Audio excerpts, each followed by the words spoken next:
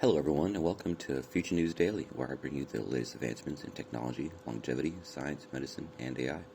Today is Friday, December 9th, 2022. Don't forget to like, subscribe, and hit the notification bells. With that being said, let's get started. So, first up today, something that caught my eye. Non-invasive laser light therapy could improve short-term memory by up to 25%. So that's enough to catch your attention. Laser lights, 25%. So let's see what's going on. So, in a study published on December 2nd in the journal Science Advances, laser light therapy has been shown to be effective in improving short-term memory. Laser light therapy, which is non-invasive, could improve short-term or working memory in people by up to 25%, according to new research demonstrated by scientists at the University of Birmingham in the UK and Beijing Normal University in China. Called transcranial photobiomodulation, the treatment is applied to an area of the brain known as the right prefrontal cortex. This area is widely recognized as important for working memory. In their experiment, the research team demonstrated how working memory improved among research participants after just several minutes of treatment. They were also able to track the changes in brain activity using electroencephalogram monitoring during treatment and testing. Quote, people with conditions like ADHD or other attention-related conditions could benefit from this type of treatment, which is safe, simple, and non-invasive with no side effects. Previous research studies have shown that laser light treatment will improve working memory in mice. Additionally, human studies have shown that the TBPM treatment can improve accuracy, speed of reaction time, and improve high-order functions such as attention and emotion. However, this is the first study to confirm a link between TBPM and working memory in humans. Dongwei Li, a visiting PhD student in the University of Birmingham Center for Human Brain Health, is a co-author on the paper. In this study, scientists at Beijing Normal University carried out experiments with 90 male and female participants aged between 18 and 25. Participants were treated with laser light to the right prefrontal cortex at wavelengths of 1064 nanometers, while others were treated with a shorter wavelength, or treatment was delivered to the left prefrontal cortex. To rule out the placebo effect, each participant was also treated with a sham or inactive TBPM. After TBPM treatment over 12 minutes, the participants were asked to remember the orientations or color of a set of items displayed on screen. The participants treated with 1064 nanometer laser light to the right prefrontal cortex showed clear improvements in memory over those who had received the other treatments, while participants receiving other treatments were able to recall between 3 and 4 of the test objects. Those with the targeted treatment were able to remember between 4 and 5. So data including from the electroencephalogram monitoring during the experiment was analyzed at the University of Birmingham and showed changes in brain activity that also predicted the improvements in memory performance. The researchers do not yet know precisely why the treatment results in positive effects on working memory, nor how long it'll last. Future research, of course, is planned to investigate these aspects.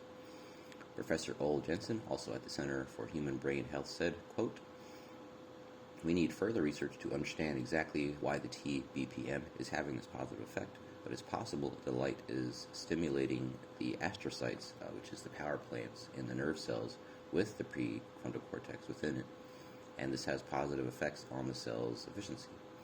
We'll also be investigating how long the effects might last. Clearly, if these experiments are to lead to a clinical intervention, we'll need to see long-lasting benefits. All right. Next up, we have the U.S. Department of Energy is breaking through in dark matter. So supposedly they found a way to detect detect dark matter not directly but indirectly through using quantum computers. So very interesting. So dark matter makes up about 27% of the matter and energy budget in the universe, but scientists do not know much about it.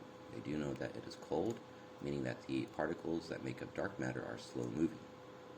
It is also difficult to detect dark matter directly because it does not interact with light. However, scientists at the U.S. Department of Energy's Fermi National Accelerator Laboratory have discovered a way to use quantum computers to look for dark matter. So, Aaron Chu, senior scientist at Fermi Lab, works on detecting dark matter through quantum science. He's developed a way to use qubits, the main component of quantum computing systems, to detect single photons which are produced by dark matter in the presence of a strong magnetic field. So classical computers process information with binary bits to either 0 or 1. Of course, quantum bits, qubits for short, exist at both 1 and 0 simultaneously. So this property allows quantum computers to efficiently perform complex calculations, of course, much, much faster. Quote down here says they will work by manipulating single excitations of information, for example, single photons. So if you're working with such small packets of energy as single excitations, you're far more susceptible to external disturbances. So for this reason, it must be in a very, very quiet environment to not have disturbances. That's what they meant. So to continue on here, they must reside carefully in carefully controlled environments that protect them from outside interference and keep them at consistently cold temperatures. So even the slightest disturbance can throw off a program in a quantum computer, which, of course, they're extremely sensitive. So with that in mind, Chu realized that quantum computers could provide a way to detect dark matter.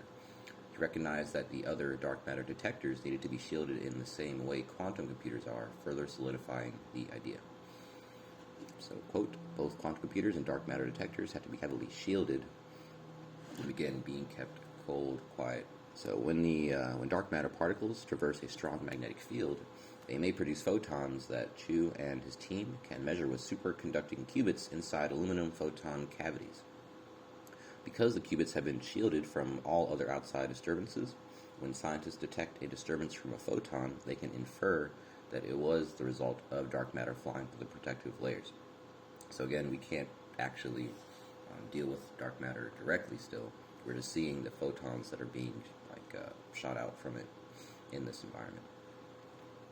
Quote, these disturbances manifest as errors where you didn't load any information into the computer, but somehow information appeared, like zeros that flip into ones from particles flying through the device.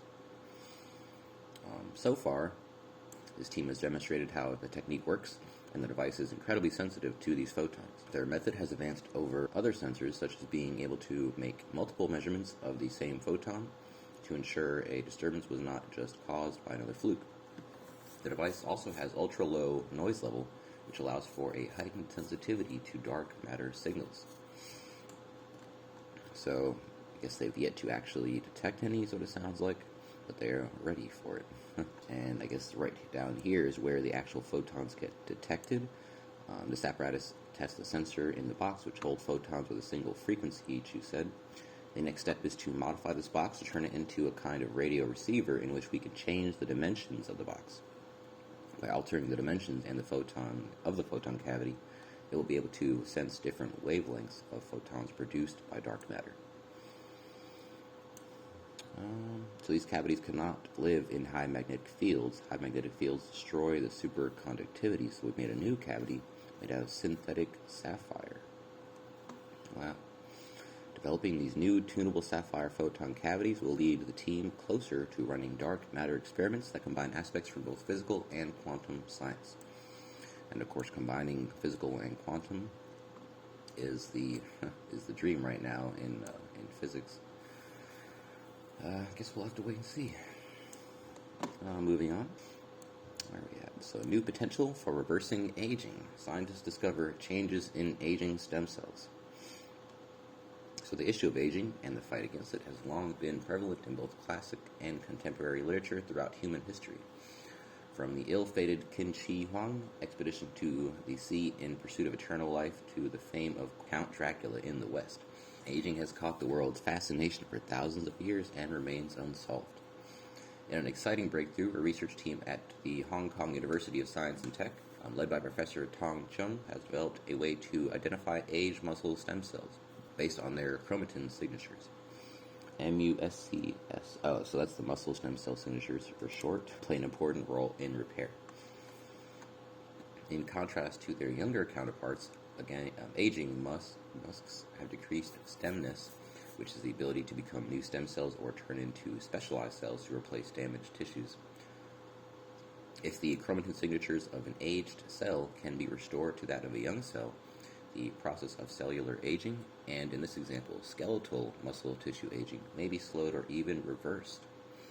These findings were published in the journal iScience. Quote, "The regulation of chromatin accessibility is critical for cell fate decisions," said Professor Chung. The quote continues, "Changes in the chromatin state can lead to dysregulation of gene expression.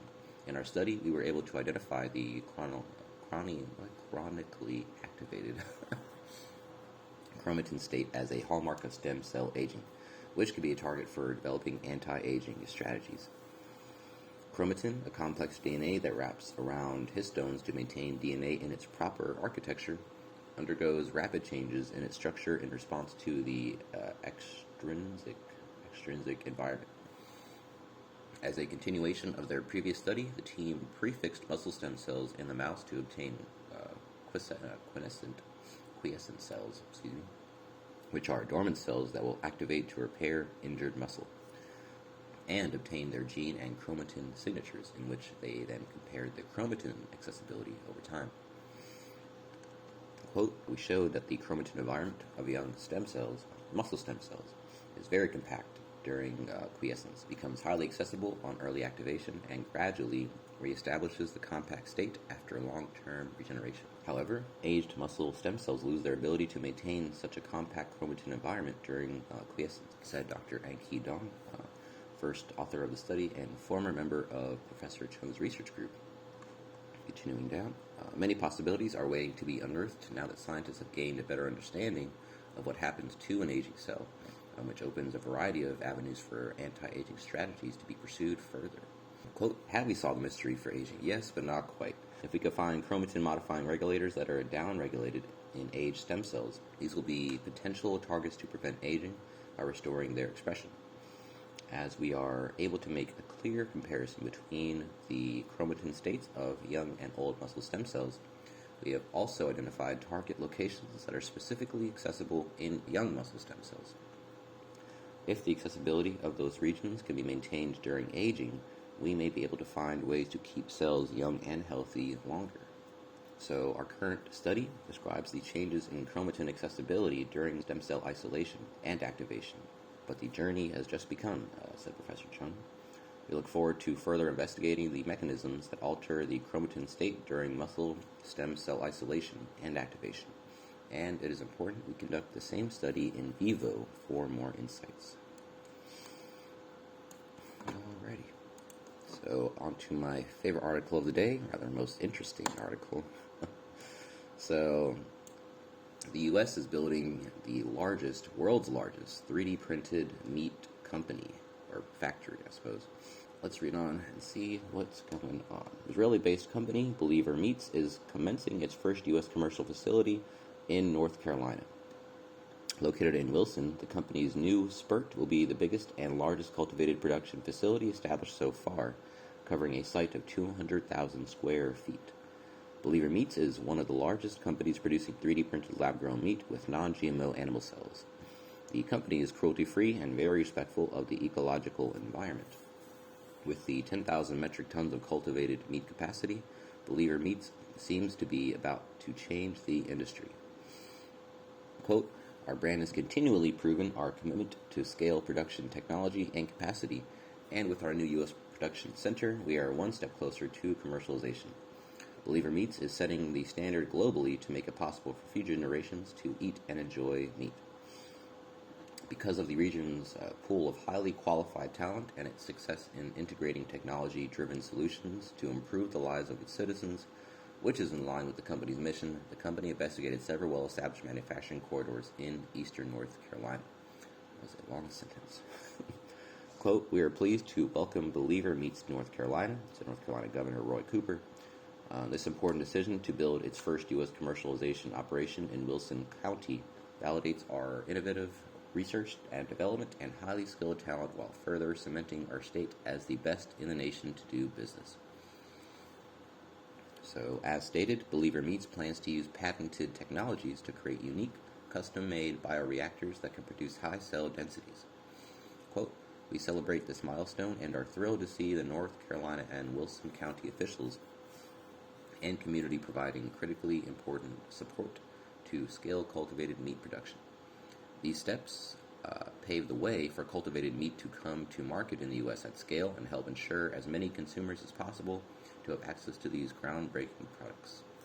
Further government investment like this will advance the sector toward commercialization, helping to feed a growing population more sustainably, spurring economic growth, and improving environmental and global health outcomes." So it is believed that this innovative initiative of Believer Meats, formerly known as Future Meat Technologies, will bring a new breath to the industry. Quote, "Today's announcement is another example of the growth, progress, and increased interest in this cutting-edge industry," says Robert Franken, Executive Director of the Association for Meat, Poultry, and Seafood Innovation.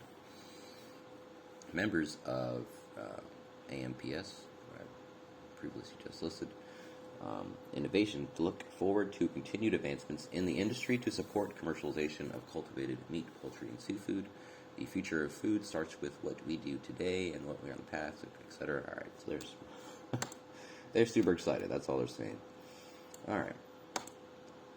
So it is interesting to see what's going to continue with this. I mean, it seems like this kind of all happened really quickly with the 3D printing, and how it got approved, etc. But we're all going to try it.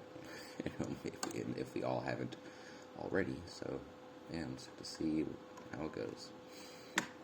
So, last up for you today, how AI found the words to kill cancer cells. So, using new machine learning techniques, researchers at UC San Francisco, in collaboration with a team at IBM Research, have developed a virtual molecular library of thousands of command sentences for cells based on combinations of words, quote-unquote words, that guided engineered immune cells to seek out and tirelessly kill cancer cells. So I didn't really know what this meant, just in the title alone. I almost didn't put it in, but it sounds kind of like they found a way to program these cells or whatever these devices are. Whatever vernacular that they're able to use or need to use, they've found it, is what it sounds like. So this work, published online December 8th, 2022 in Science, represents the first time such sophisticated computational approaches have been applied to a field that until now has progressed largely through ad hoc tinkering and engineering cells with existing rather than synthesized molecules. The advance allows scientists to predict which elements, natural or synthesized, they should include in a cell to give it the precise behaviors required to respond effectively to complex diseases. Quote, "This is a vital shift for the field," said Wendell Lim, PhD, the Bayer's Distinguished Professor of Cellular and Molecular Pharmacology. Quote continues, "Only by having that power of prediction can we get to a place where we can rapidly design new cellular therapies that carry out the desired activities." So much of the therapeutic cell engineering involves choosing or creating receptors that, when added to the cell, will enable it to carry out a new function. Receptors are molecules that bridge the cell membrane to sense the outside environment and provide the cell with instructions on how to respond to environmental conditions. So putting the right receptor into a type of immune cell called a T cell can reprogram it to recognize and kill cancer cells. These so-called chimeric antigen receptors have been effective against some cancers but not others. Lim and lead author Kyle Daniels, PhD, a researcher in Lim's lab, focused on the part of a receptor located inside the cell containing strings of amino acids, referred to as motifs. So each motif acts as a command word, quote-unquote, directing an action inside the cell. How these words are strung together into a quote-unquote sentence determines what commands the cell will execute. So many of today's CAR T cells are engineered with receptors instructing them to kill cancer, but also to take a break after a short time, akin to saying knock out some rogue cells and then take a breather. As a result, the cancers can continue growing. The team believed that by combining these words in different ways, they could generate a receptor that would enable the CAR T cells to finish the job without taking a break. They made a library of nearly 2,400 random combined command sentences and tested hundreds of them in T cells to see how effective they were at striking leukemia. So, what the grammar of cellular commands can reveal about treating disease. So next, Daniels partnered with computational biologist Simone Bianco, a researcher manager at IBM Almaden Research Center at the time of the study, and now director of computational biology at Altos Labs. Bianco and his team, researchers, too many names, who was then at postdoc at IBM and is on the labs, applied novel machine learning methods to the data to generate entirely new receptor sentences that they predicted would be more effective. Sorry for cutting around, but their introductions for these people are just way too long. I mean, half the paragraph is telling me what this person does. I don't care about all their titles. Just tell me the story. It's so annoying. Oh my gosh. Quote, we changed some of the words of the sentence and gave it a new meaning. We predictably designed T cells that killed cancer without taking a break because the new sentence told them, quote, knock those rogue tumor cells out and keep at it. So pairing machine learning with cellular engineering creates a synergistic new research paradigm. They just create new words all over the place. The whole is definitely greater than the sum of its parts, Bianco said. It allows us to better understand the rules underlying life itself and how living things do what they do. Given the success of the work, we will extend this approach to a diverse set of experimental data and hopefully redefine T cell design. The researchers believe this approach will yield cell therapies for autoimmunity, regenerative medicine, and other applications. Daniels is interested in designing self-renewing stem cells to eliminate the need for donated blood. He said the real power of the computational approach extends beyond making command sentences to understanding the grammar of the molecular instructions. Quote, that is the key to making cell therapies that do exactly what we want them to do. This approach facilitates the leap from understanding the science to engineering its real-life application. All right. Well, that is the last article I have for you today. Don't forget this video is for educational purposes only. I will never recommend any investments, solicit your time or money, attempt to contact you on any other platform, or own any rights to the information within this content. And with that being said, thanks for tuning in, and I will see you in the next one.